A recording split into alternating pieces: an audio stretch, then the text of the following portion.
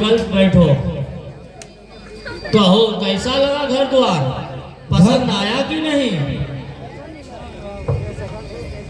मुझे बिल्कुल पसंद है पिताजी। घर द्वार देखकर मुझे बहुत अच्छा लगा है। अरे मैंने तो तुझे पहले ही कहा था ना कि इस इलाके में नागराज के अतिरिक्त कोई और शेर है तो वो है प्रतापपुर का जमींदार नागेश्वर। अब लगता है बेटे दोनों हवेली की दूरी नजदीक होने वाली है।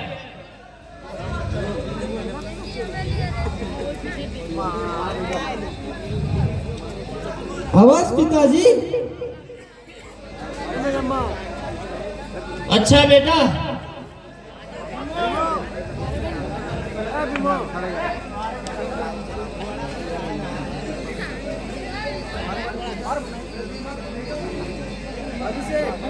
अरे विमल कहाँ हो गया? अरे विमल आम रे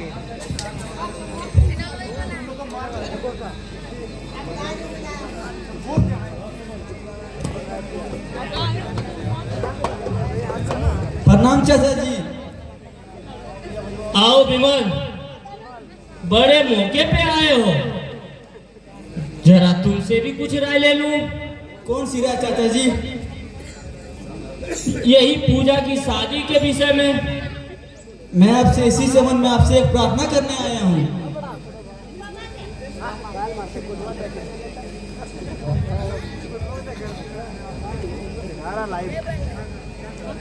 तुम क्या कहना चाहते हो विमल? लाइव चला रहा था। पूजा की शादी वहाँ मत कीजिए।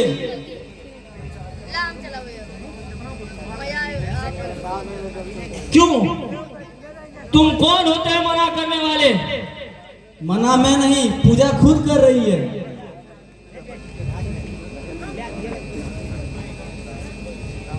पूजा के बारे में आप बोलने वाला कौन होते हैं? पूजा मेरी बहन है। इसके विषय में सिर्फ मुझे सोचने के अधिकार है और मेरे पिताजी का। क्या वो तुम्हारे फैसले से खुश है? नहीं विकल्प नहीं। पूजा इस शादी से खुश नहीं रहेगी। क्यों तुम उनकी खुशियों का बलिदान दे रहे हो? पूजा हमारी बेटी है विमल, उनका भला या बुरा सोचना का अधिकार सिर्फ मुझे है, तुझे नहीं। मैं कहाँ सोच रहा हूँ उसके बारे में? मैं कहाँ कर रहा हूँ कि आप उसके बारे में नहीं सोचते हैं? मगर पूजा उससे शादी करना नहीं चाहती है। पूजा सागर से प्यार करती है। अब पूजा सागर से शादी करना चाहती है। नहीं, ये हरगिज नहीं हो सकता। क्यों नहीं हो सकता चाचा जी? सागर क्या कोई खराब लड़का है? खराब हो या अच्छा, हमें उससे कोई लेना देना नहीं। यदि पूजा किसी भिखारी से शादी करना चाहेगी तो क्या मैं उस भिखारी से कर दूंगा? ये हरगिज नहीं हो सकता। लेकिन पूजा सागर से बेहद प्यार करती है। वो उनसे अलग नहीं रह पाएगी। तो फिर क्या हमें पूजा की बस में चलना पड़ेगा?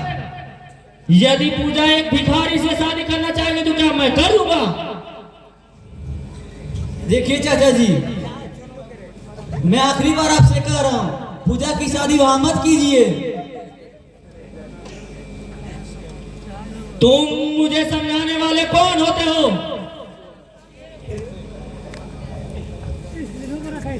विमल, तुमसे ज्यादा ज्ञान हमें है। पूजा हमारी बेटी है, उसके साथ हमारा खून का रिश्ता है। इसीलिए उसके विषय में सोचने का अधिकार सिर्फ मुझे है, तुझे नहीं। आप किस रिश्ते की बात करते हैं? खून के रिश्ते की। धिक्कार है उन खून के रिश्तों पर जो समाज के फैले अंधविश्वास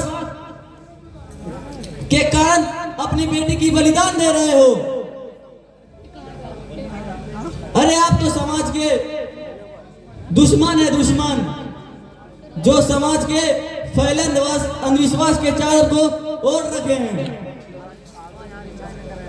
पूजा से मेरा राखी का रिश्ता है और मैं ये साबित करके दिखा दूंगा कि अगर खून के रिश्तों से बढ़कर अगर कोई रिश्ता है तो वो है राखी का रिश्ता।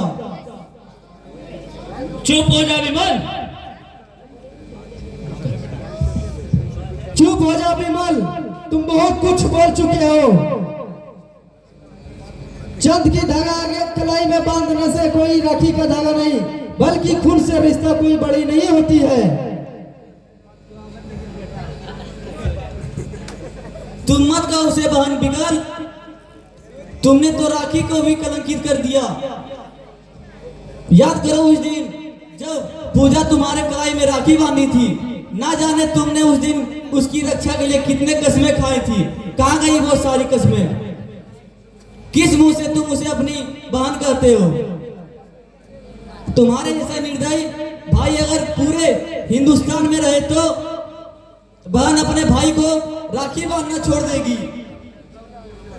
बंद करो ये बकवास, चुपचाप यहाँ से चले जाओ, वरना मैं धक्का दे के बाहर कर दूंगा। मैं अवश्य जाऊंगा, लेकिन मैं जाने से पहले इतना कह रहा हूं कि अपना फैसला बदल लीजिए, वरना समाज में आप सर उठाने के लायक नहीं रहेंगे। तुम हमें चुनौती देते हो? साला 2 कौड़ी का लड़का जिसका बाप हमारे सामने सर उठाने की जरूरत नहीं करता था, आज उसी का बेटा हमें ललकारता है। तुम्हें ये चुनौती बहुत महंगी पड़ेगी विमल। मैं आपको चुनौती नहीं दे रहा हूं, बल्कि समझा रहा हूं। अभी भी समय है, अपना फैसला बदल लीजिए। एक भी बाराती को वापस जिंदा नहीं जाने दूंगा और मजबूर कर दूंगा आपको समाज के सामने सर झुकाने के लिए। यह मेरा अंतिम फैसला है। तुझे भी मैं देख लूंगा विमल, तुझ में कितना दम है। अगर पूजा के शादी से पहले तुझे मैं यमलोक का रास्ता ना दिखा दिया तो मेरा नाम नागराज नहीं, नागराज।